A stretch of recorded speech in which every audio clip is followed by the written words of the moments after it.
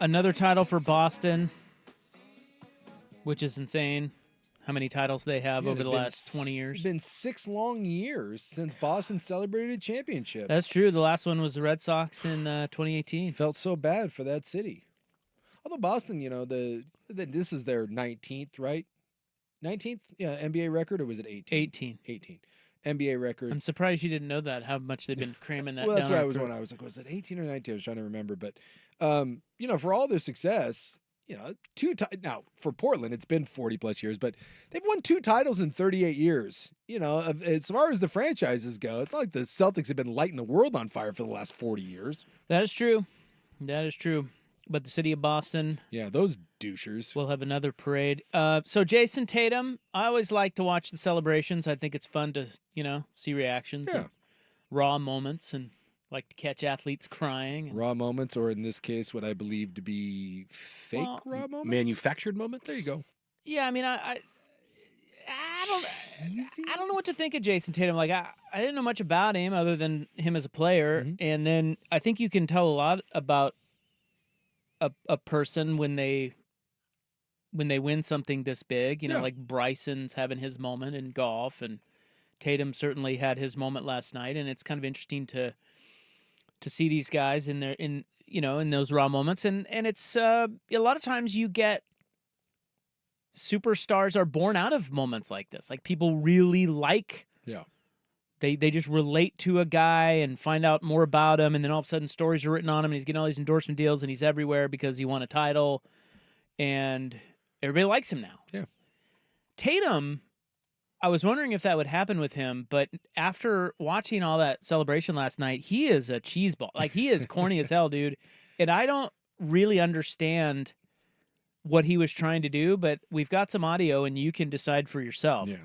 So every single thing he said was a ripoff of someone else. Yeah, it was just preordained. He was doing bits like it smacked of Alex Rodriguez, trying very hard to be There's nothing worse than someone pretending to be spontaneous and failing miserably. It's like the thought out touchdown celebrations. Yes. It used to be awesome when we thought it was kind of off the cuff, and then you realize guys are planning this weeks in advance, and you're like, dude, what is this? This isn't natural. It's a little weird.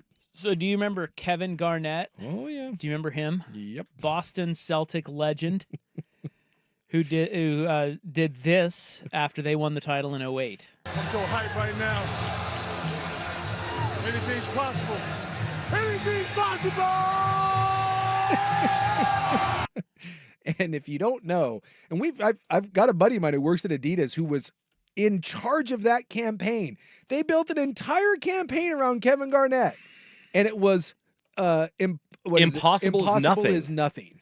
And that was the whole thing. Not You to have, him. you have one thing to say. The moment he said it, I'm like, he botched his own like apparel tagline. And the best is when my buddy called him out on it. I can't say what Garnett's response was. Garnett had a very inappropriate thing that he would say when, you know, it just is like a jab at someone. That was his response when he's like, seriously, dude. Like, nationally, you had one chance. Garnett was like, blanket. Boop. All right, so here's Garnett again. I'm so hyped right now. Anything's possible. Anything's possible! And here's Tatum. It's a surreal feeling. We did it. We did it! Oh, my God, we did it. It's just, I don't know. Maybe you should give him the benefit of the doubt and it's not that bad, but God, it feels awkward. It's like he thinks it would be cool for someone else to place those side by side and say, look at how he did it just like that other guy. And that's kind of lame. So do you remember Corey Seager? Yes. Texas Ranger. Mm-hmm. Just won the World Series champ. I just got one thing to say. Everybody was wondering what would happen if the Rangers didn't win the World Series. I guess we'll never know. That was at the team parade or whatever. Get ready to hear this. I know everybody will wonder what would happen if we didn't win.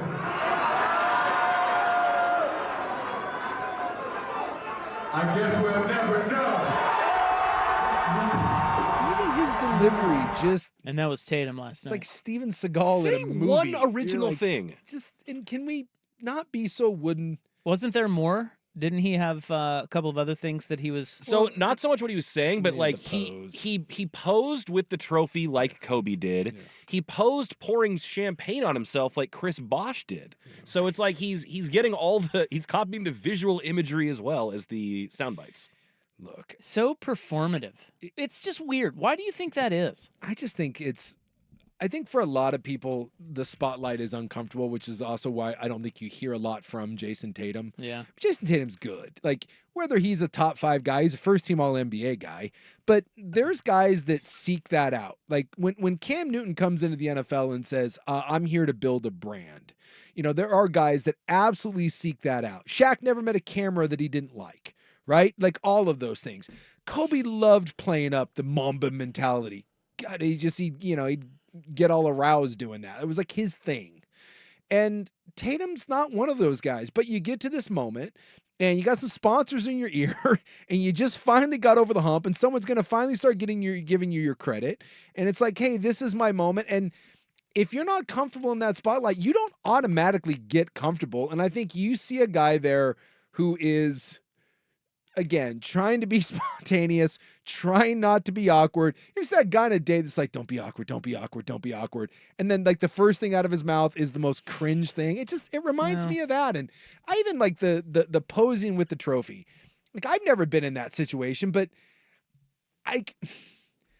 how do you act when you know that there's a million cameras on you? Well, I think you've already overthought it. Yeah. You just won the title. But that's the thing. I think be yourself. I think there's a lot of people that just, you said obviously. be yourself. That doesn't work. That's. Yeah. I mean, it's clear that Tatum is uncomfortable, and he Yes. had to come up with a bunch of bits, and he felt like that was the right thing to do. The better thing to do, even if you are uncomfortable, is just be like Jokic. Yeah. Remember Jokic last year? He's He's like, whatever. Yeah, when's my flight? It's like the parade's when? I have to get back to my horses. I got What are we doing? horses to go to. Yeah, it's great. But like I said, I think a lot of people are just uncomfortable in their skin. Like, the easiest thing you can tell anyone is be yourself, and yet very few people can. You know who I think does a good job of that? And again, he's not an exciting guy. I don't think his interviews were like mind blowing. Jason, for God's sakes, Jaylen Brown. Jaylen Brown had a couple curse words in there, and He again, seems pretty genuine. he's not a big bombastic personality, but I thought when you saw Brown, I thought that was him. Derek White, on the other hand, has a great personality, and he was out there talking about the chipped teeth and all that. And he's so got a why bigger... were those guys not trying so hard then? I mean, it's just when Tatum is just that. He's either that insecure or he really. And I really think this happens in sports. We think these guys care way more about titles than they do. Some of them. It's possible. And I think especially in basketball, the sport lends itself to an individual nature, right? I mean, Jason Tatum has probably always been good at basketball. Yes. And he's been so good at it that it became his life, his career. That doesn't necessarily mean he's always dreamed of winning titles. I mean, he got paid. Not everybody has the Michael Jordan, Kobe Bryant, Tiger Woods killer instinct. And I think what happens, particularly in today's day and age with social media, and they know everybody's watching them and all that, and they're very conscious of that. Guys like Tatum who don't like, I don't know how much that meant to him last night. I'm sure it was great. It's quite a journey. But it's not like Jordan, who's just who gave so much that he just slumps over crying. Yeah. Because he didn't lose, right? Yeah. Some of those guys, it means more to them that they didn't lose than they won. That's how competitive they are. Yeah. And that is visceral. That is natural. That is like, wow, I want to see those guys in the moment. And we assume that all of these guys that win these titles, because it's so hard to do what they're doing, we assume that they all have that, and they just don't. Nah. And I don't think Tatum has it. Yeah. And I think that showed with his contrived, corny celebration. I think it was more of a hey, here's what I think you want to see out of me. Yeah. So I'm going to give you what I think you want to see out of me, rather than just show you that where's my kid? Let's get out of here. I think there's a lot to be said. I think you have a lot of truth in there. And it's interesting that, like, Vancouver 4 text line, we're getting on one hand, he's the NBA version of Dangerous, which is, I think that's pretty good. Oh, that's pretty good. I think Russell Wilson suffers from that more than anyone else. And then one weird stance to take, they didn't celebrate good. Broncos orange, let's ride. It's not. Well, I guess it kind of is. It just was. It was weird. It felt strange and it felt unauthentic. And and that's what I'm contrived. saying. Yeah, we all can smell authentic. You can. Like, you know it when you see it. Like you said, the Jordan thing, the outpouring of emotion, the crying in the shower with the trophy, and at the same time, Jokic. That's beyond authentic. I don't care. I've got horses. And then when you see Tatum's, it just, what do they say? The truth sounds different. And it's the same thing with genuine emotion. And so, yeah, I'm with you. I think there were a lot of people watching that last night, you and me both in this camp, that it just felt weird. I also feel like it's kind of a reflection of how the media covers the NBA right now. It was everyone is like comparing him to former stars. Is he the greatest Celtic since Garnett? How much is he like Kobe? Does he have that mentality? Like, those are the things we talk about in basketball media, and it's like he's trying to feed it back to the cycle. It's really odd. But that's the real bitch of the situation. Like, you fight all this time to get your kudos, right? You fight through all this adversity, you get there, you have a dominant run, you win the title, and yet it's still like people are like, kind of a they don't care about that. Still don't really like you. It's like when restaurants sing "Happy Birthday" to you. Yeah, says someone on the text. That's another good one. Yeah, it's not right. Like, it doesn't feel authentic. You don't even know me. You don't wish me a happy birthday. You and your flair having to stop what you're doing and go sing "Happy Birthday" to me. I'm sure you don't want me to have a bad birthday, but does it really matter to you that I'm having a happy birthday? Tatum. Yeah.